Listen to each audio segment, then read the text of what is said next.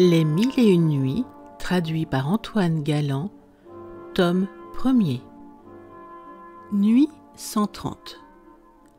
Quand je vis, dit le jeune homme de Moussoul, que la dame était entrée dans ma maison, je me levai, je fermai la porte, et je la fis entrer dans une salle où je la priai de s'asseoir. « Madame, lui dis-je, j'ai eu des étoffes qui étaient dignes de vous être montrées, mais je n'en ai plus présentement et j'en suis très fâché. » Elle ôta le voile qui lui couvrait le visage et fit briller à mes yeux une beauté dont la vue me fit sentir des mouvements que je n'avais point encore sentis.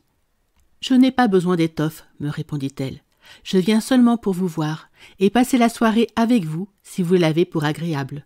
Je ne vous demande qu'une légère collation. » Ravi d'une si bonne fortune, je donnai ordre à mes gens de nous apporter plusieurs sortes de fruits et des bouteilles de vin.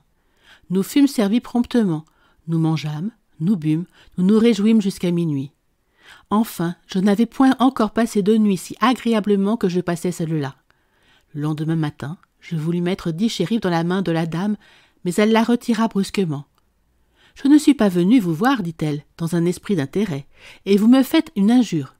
Bien loin de recevoir de l'argent de vous, je veux que vous en receviez de moi, autrement, je ne vous reverrai plus. » En même temps, elle tira 10 shérifs de sa bourse et me força de les prendre.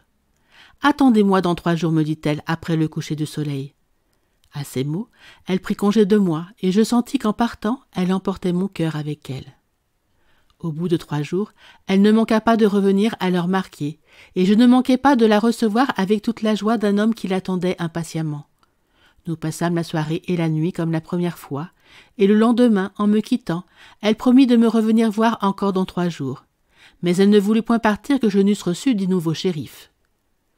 Étant revenue pour la 3e fois, et lorsque le vin nous eut échauffés tous deux, elle me dit « Mon cher cœur, que pensez-vous de moi? Ne suis-je pas belle et amusante ?»« Madame, lui répondis-je, cette question est assez inutile. Toutes les marques d'amour que je vous donne doivent vous persuader que je vous aime. Je suis charmée de vous voir et de vous posséder. Vous êtes ma reine, ma sultane, vous faites tout le bonheur de ma vie. Ah, je suis assurée, me dit-elle, que vous cesseriez de tenir ce langage si vous aviez vu une dame de mes amies, qui est plus jeune et plus belle que moi. Elle a l'humeur si enjouée qu'elle ferait rire les gens les plus mélancoliques. Il faut que je vous l'amène ici. Je lui ai parlé de vous, et sur ce que je lui en ai dit, elle meurt d'envie de vous voir. Elle m'a prié de lui procurer ce plaisir, mais je n'ai pas osé la satisfaire sans vous en avoir parlé auparavant.